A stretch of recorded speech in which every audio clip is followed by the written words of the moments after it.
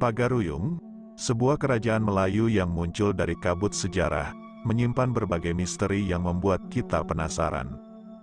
Dalam Tambo, dokumen sejarah Minangkabau, tidak ada tanggal pasti yang mengungkapkan awal kerajaan ini. Meskipun Adityawarman sering dianggap sebagai pendiri kerajaan ini, Tambo juga tidak memberikan bukti yang jelas. Namun, prasasti-prasasti yang ditinggalkan oleh Adityawarman menunjukkan bahwa dia adalah raja yang pernah memerintah Pagaruyung, dengan jabatan Tuan Surawasa, seperti yang tercantum dalam prasasti Batu Sangkar. Dalam manuskrip yang dipahat ulang oleh Adityawarman di bagian belakang arca Amogapasa, ada catatan tahun 1347 di mana Adityawarman menyatakan dirinya sebagai Raja Malayapura. Dia adalah putra Atweyawarman, seperti yang tercatat dalam prasasti Kuburajo, dan anak Dara Jingga, seorang putri dari kerajaan Dharmasraya yang disebut dalam Pararaton. Adityawarman pernah berperang bersama Mahapati Gajah Mada untuk menaklukkan Bali dan Palembang. Selama pemerintahannya, ia mungkin memindahkan pusat pemerintahan ke pedalaman Minangkabau. Prasasti Surwaso beraksara Melayu menyebutkan bahwa Adityawarman membangun saluran irigasi untuk mengairi Taman Nandana Sri Surawasa yang sebelumnya dibuat oleh pamannya, Akarendrawarman, yang merupakan raja sebelumnya. Hal ini mengindikasikan adanya tradisi pewarisan dari mamak, paman, kepada kamanakan, kemenakan, sesuai dengan adat Minangkabau. Namun, adat ini mungkin baru diterapkan oleh kerajaan Pagaruyung setelah beradaptasi dengan lingkungan masyarakat, terutama di wilayah Luhak Nantigo, di awal pemerintahannya. Selain itu, prasasti di saluran irigasi ini juga beraksara Nagari atau Tamil, menunjukkan adanya masyarakat dari selatan India yang signifikan di daerah tersebut. Awalnya, Adityawarman dikirim oleh Majapahit untuk menaklukkan daerah-daerah penting di Sumatera dan menjadi raja bawahan, Uparaja, Majapahit. Namun, prasasti-prasasti yang ditinggalkan oleh Adityawarman tidak mencantumkan keterkaitannya dengan bumi Jawa. Dalam catatan Tiongkok, diketahui bahwa Adityawarman mengirimkan utusan ke Tiongkok sebanyak 6 kali antara tahun 1371 hingga 1377. Setelah meninggalnya Adityawarman, Majapahit kemungkinan mengirim ekspedisi untuk menaklukkan kerajaan Pagaruyung pada tahun 1409. Legenda-legenda Minangkabau mencatat pertempuran sengit dengan tentara Majapahit di daerah Padang Sibusuk, yang dikatakan dinamai demikian karena banyaknya mayat yang bergelimpangan di sana. Menurut legenda, tentara Jawa berhasil dikalahkan. Sebelum berdirinya kerajaan Pagaruyung, masyarakat Minangkabau memiliki sistem politik berupa konfederasi, yang melibatkan lembaga musyawarah dari berbagai nagari dan luhak. Kerajaan Pagaruyung kemungkinan merupakan perubahan dalam sistem administrasi bagi masyarakat setempat, suatu transformasi yang terjadi dalam sejarah etnis Minangkabau. Di abad ke-13, pengaruh Hindu-Buddha mulai menyapu pantai Sumatera, memulai perjalanan panjang menuju masyarakat yang beragam dan unik. Dalam perjalanan ini, tokoh-tokoh sejarah seperti Kertanagara, Adityawarman, dan putranya Ananggawarman memiliki peran penting. Adityawarman, dengan gelar Maharaja Diraja yang terukir dalam batu di belakang arca Amogapasa, dianggap memiliki kekuatan yang cukup untuk menguasai wilayah Sumatera Tengah dan sekitarnya. Bukti dari masa kekuasaannya ini terletak dalam prasasti-prasasti yang memberikan gambaran kuat tentang kepemimpinannya. Namun, tidak hanya dalam prasasti, Adityawarman juga merayakan ritual ajaran tantris dari agama Buddha yang dikenal sebagai Hevajra, menandakan peralihan kekuasaan dari Adityawarman kepada putra mahkota Ananggawarman. Ini berhubungan dengan kronik Tiongkok pada tahun 1377 tentang permohonan pengakuan Sanfosi kepada Kaisar Tiongkok sebagai penguasa Sanfosi.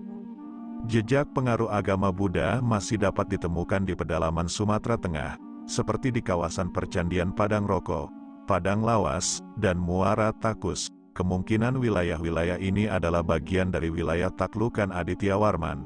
Selain itu, penganut ajaran ini, seperti Kubilai Han dari Mongol dan Raja Kertanegara dari Singhasari, telah menganut ajaran ini sebelumnya.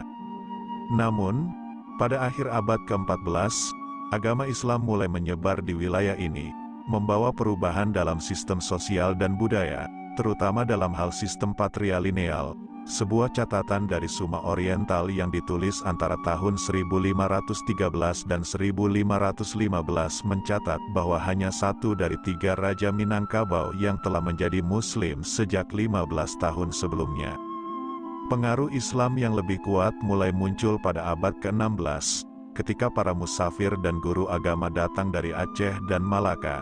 Salah satu ulama terkenal, Syekh Abdurrauf Singkil, Tengku Syekh Kuala, dan muridnya, Syekh Burhanuddin Ulakan, dianggap sebagai tokoh yang pertama menyebarkan agama Islam di Pagaruyung. Pada abad ke-17, kerajaan Pagaruyung akhirnya berubah menjadi Kesultanan Islam, dengan raja pertama yang disebut dalam Tambo adat Minangkabau adalah Sultan Alif. Islam membawa perubahan signifikan dalam sistem pemerintahan Pagaruyung, dengan diperkenalkannya unsur-unsur seperti Tuan Kadi dan istilah-istilah lain yang terkait dengan Islam. Selain itu, banyak istilah Hindu dan Buddha digantikan oleh istilah-istilah Islam dalam perangkat adat.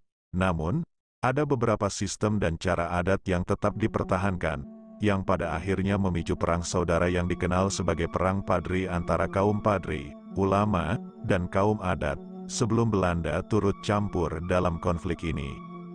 Pada awal abad ke-17, Pagaruyung harus mengakui kedaulatan Kesultanan Aceh, dengan gubernur-gubernur Aceh yang ditugaskan di pesisir pantai barat Sumatera.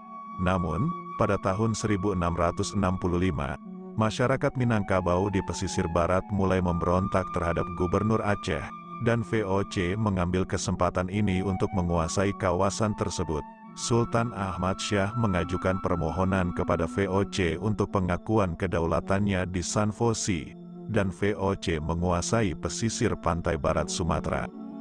Selama konflik antara Inggris dan Prancis dalam Perang Napoleon, Inggris mengambil alih pesisir Sumatera Barat antara tahun 1795 hingga 1819. Selama masa ini, Thomas Stamford Raffles mengunjungi Pagaruyung pada tahun 1818, menyaksikan peperangan yang merusak ibu kota kerajaan.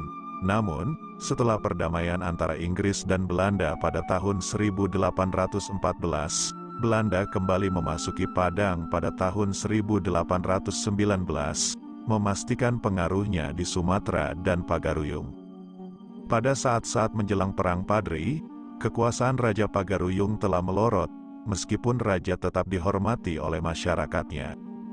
Di pesisir barat, Aceh mulai mengambil alih kendali, sementara Indrapura di pesisir selatan menjadi semacam kerajaan merdeka, meskipun secara resmi masih tunduk pada Raja Pagaruyung. Di sisi timur, Kesultanan Melaka telah mengendalikan wilayah tersebut, dan selama pertempuran antara kaum Padri dan Kerajaan Pagaruyung, beberapa wilayah, seperti Kampar Kiri, Singingi, dan Kuantan, merdeka. Konflik antara kaum Padri dan kaum adat meletus pada awal abad ke-19, tanpa ada kata sepakat dalam beberapa perundingan. Perang pecah, dan kaum Padri di bawah pimpinan Tuanku Pasaman menyerbu Pagaruyung pada tahun 1815. Sultan Arifin Muningsah terpaksa melarikan diri dari ibu kota kerajaan ke Lubuk Jambi. Keluarga kerajaan Pagaruyung meminta bantuan Belanda, sebelumnya melakukan diplomasi dengan Inggris ketika Raffles mengunjungi Pagaruyung dan menawarkan bantuan. Pada tanggal 10 Februari tahun 1821, Sultan Tunggul Alam Bagagarsya, keponakan Sultan Arifin Muningsah yang berada di Padang, bersama dengan 19 pemimpin adat lainnya, menandatangani perjanjian dengan Belanda untuk menggabungkan upaya melawan kaum Padri. Meskipun Sultan Tunggul Alam Bagagar sebenarnya tidak memiliki hak untuk membuat perjanjian atas nama Pagaruyung, Belanda memanfaatkannya sebagai tanda penyerahan Pagaruyung kepada mereka. Setelah Belanda berhasil merebut Pagaruyung dari kaum Padri, Sultan Arifin Muningsah kembali ke Pagaruyung pada tahun 1824. Namun, pada tahun 1825, Raja terakhir Minangkabau ini meninggal dan dimakamkan di Pagaruyung.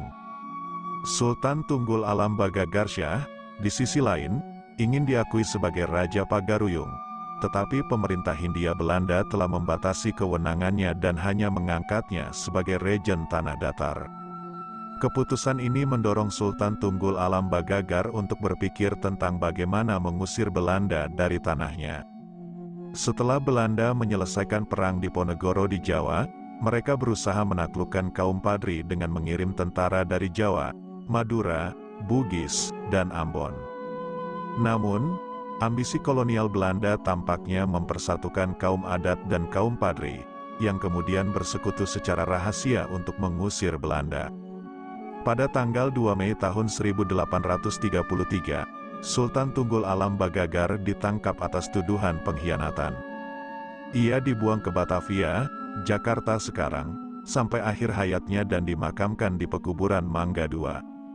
Meskipun jatuhnya Sultan Tunggul Alam Bagagarsyah, pengaruh dan prestise kerajaan Pagaruyung tetap tinggi terutama di kalangan masyarakat Minangkabau yang berada di rantau. Salah satu ahli waris kerajaan Pagaruyung diundang untuk menjadi penguasa di Kuantan. Begitu juga saat Raffles masih bertugas di Semenanjung Malaya, dia bertemu dengan kerabat Pagaruyung di Negeri Sembilan, berencana untuk mengangkat Yang di-Pertuan Ali Alamsyah, yang dianggapnya masih keturunan langsung Raja Minangkabau, sebagai raja di bawah perlindungan Inggris. Namun, setelah berakhirnya Perang Padri, Tuan Gadang di Batipuh meminta pemerintah Hindia Belanda untuk memberikan kedudukan yang lebih tinggi daripada sekadar Regen Tanah Datar yang dipegangnya setelah menggantikan Sultan Tunggul Alam Bagagar. Permintaan ini ditolak oleh Belanda, yang nantinya menjadi salah satu pemicu pemberontakan tahun 1841 di Batipuh, selain masalah kultur Stelsel.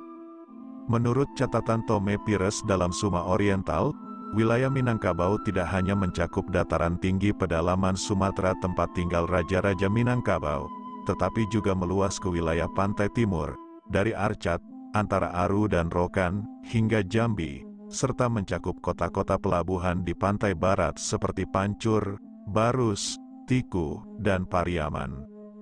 Bahkan, daerah-daerah seperti Siak, Kampar Pekantua, dan Indragiri, yang awalnya merupakan bagian dari tanah Minangkabau, kemudian lepas dan ditaklukkan oleh Kesultanan Malaka dan Kesultanan Aceh. Wilayah pengaruh politik kerajaan Pagaruyung adalah tempat di mana budaya Minangkabau tumbuh dan berkembang.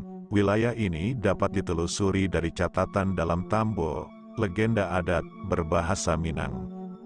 Sikilang Ayabangi, ini adalah batas utara, yang sekarang berada di daerah Pasaman Barat, berbatasan dengan Natal, Sumatera Utara. Taratak Ayah Hitam, merupakan daerah di Bengkulu. Durian di Takwak Rajo, ini adalah wilayah di Kabupaten Bungo, Jambi. Ayah Babaliak Mudiak, merupakan wilayah di hilir Sungai Kampar, Kabupaten Pelalawan, Riau.